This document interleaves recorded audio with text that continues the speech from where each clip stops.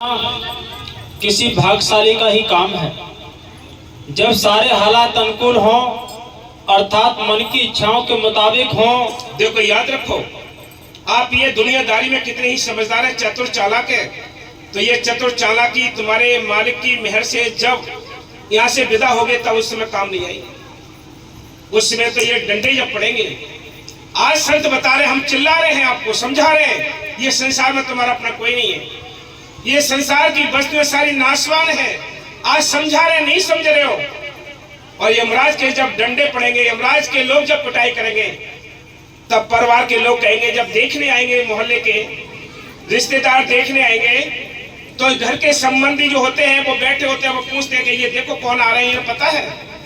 फिर सिर हिलाएगा, मुंह से भी नहीं बोल पाएगा, फिर नहीं समझेगा कि हाँ मैं नहीं जानता हूँ, कोई नहीं है। लेकिन होश कब आया इसके लिए?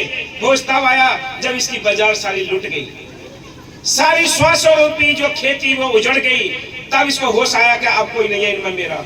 सब पहले से कहते हैं कि तुम समझ जाओ इनमें तुम्हारा कोई नहीं है, लेकिन ये समझता नहीं, क्योंकि इसका काल का प्रभाव ज्यादा है, ये संसार का प्रभाव ज्यादा है। संतीरे कहते हैं ये परिवार को नहीं पालना है, इनको परिवार को भी पालना है, लेकिन इसमें से थोड़ा टाइम निकाल के भजन बंदगी करनी है। ये काम करना था, ये काम नहीं किया, पराये गधे बनकर यूं उम्र गुजार के चले गए। जब हमें सबसे प्यार करते हैं, हम प्यार करते हैं कि भी समझ जाओ कोई, लेकिन हमारी चल भी नहीं सकती। क्यों नहीं चल सकती? संस्कार तुम्हारे उदय होंगे, किस्मत तुम्हारी उदय होगी, लगन तुम्हारी काम आएगी। हमारा तुम्हें समझाने का कार्य तो है, लेकिन मालिक की मेहर से कोशिश करना है। माँ के पास दूध होता है, माँ दूर होती है, बच्चा दूर खेलता है, लेकिन माँ दूध नहीं पिलाती है। क्यों नहीं पिलाती है? वो बच्चा रोया ही नहीं है। अगर रोएगा तो बच्चे कि उसको एकदम ध्यान आएगा और दूर से भाग कर अपने बच्चे को दूध पिला देगी। हम रोते ही नहीं, मालिक हमारा दूर है, हम प्रदेश में फंसे पड़े हैं।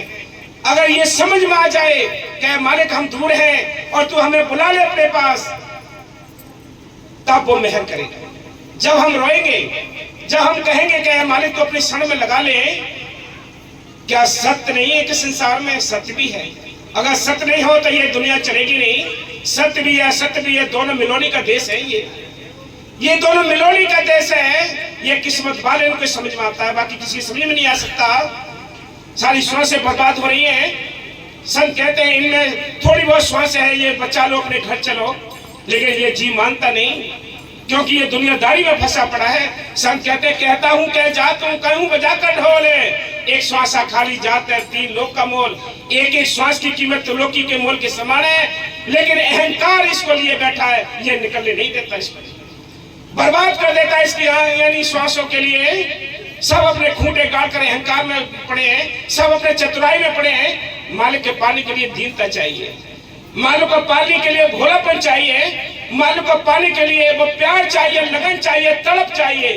तब कहीं जाकर वो मालिक रिझेगा, तब कहीं जाकर वो मालिक मिलेगा। ऐसे बातों से मालिक नहीं मिलता, ऐसे बाहर के कर्मकांड करने से मालिक नहीं मिलता। वो सिमरन मार्ग सहज का सतगुण दिया बताए, स्व स्व सिमरन करो, एक दिन गुण मिल जाए कि सिमरन मार्ग सहज का है। ना अगरबत्ती, ना धूपबत्ती, ना लौंग, ना जायफल, कोई जरूरत नहीं है। क्या करना है? घर गृहस्थी के काम काज करने हैं और चलते फिरते मालिक का नाम जपना है। ये काम करना था, ये काम तो किया नहीं। पराये गधे बनकर उम्र गुजार के चले गए। परिवार कह देंगे 2 गज का फन दे देगा, उसमें भी जेब नहीं होगी, क्या ले जाओगे साथ? साथ क्या ले जाओगे?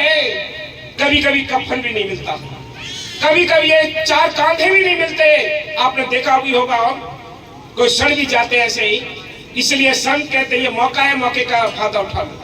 जिन्होंने समय रहते हुए जाग गए, समय रहते हुए समझ गए, याद रखो मालिक की मेहर से उनकी किस्मत बड़ी अच्छी है, लेकिन चलना तो मालिक की मेहर के ऊपर है।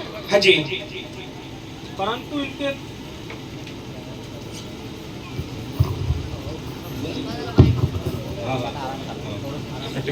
परंतु इनके प्रतिकूल होने पर भी सच्चे प्रेमी का प्रेम नहीं बदलता।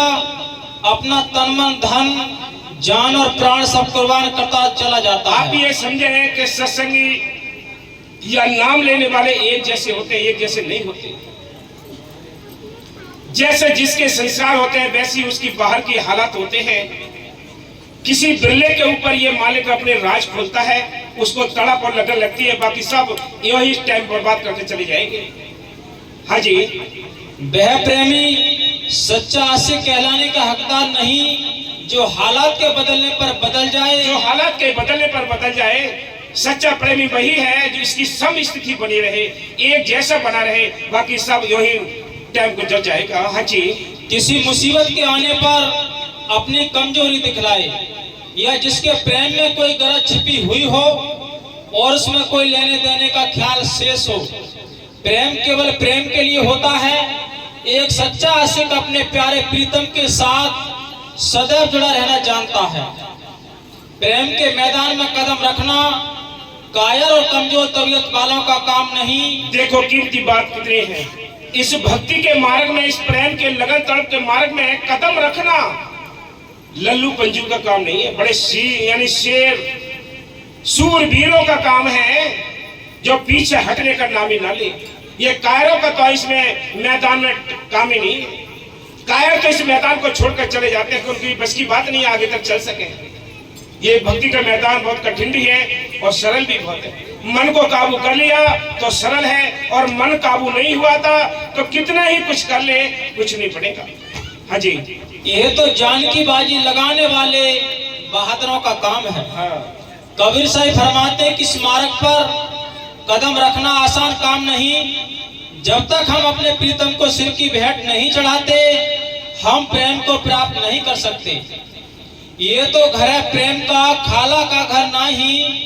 शीश उतारे भूमि धरे तब बैठे घर माही। शीश उतारे भूमि धरे ऊपर राखे पांव, दास कबीरा यूं कहे ऐसा हो तो आप। फिर फरमाते हैं कि इसके मैदान में कदम रखना होशियार, चुस्त और अड़े कदम रखने वालों का काम है। निकम्मे, सुस्त और अविश्वासी लोगों का इस स्थान पर कोई काम नहीं। कहीं भी किसी मत में, कहीं किसी संतों के पास जाए, वहां सब तरह के जीव होते हैं। हर एक जगह निकम्मों का काम नहीं है। निकम्मे भक्ति कर ही नहीं सकते, कायरी भक्ति कर ही नहीं सकते। कोई भागशाली जीव भक्ति करते हैं, बाकी सब यूं ही वापस आ जाते हैं। बस दोबारा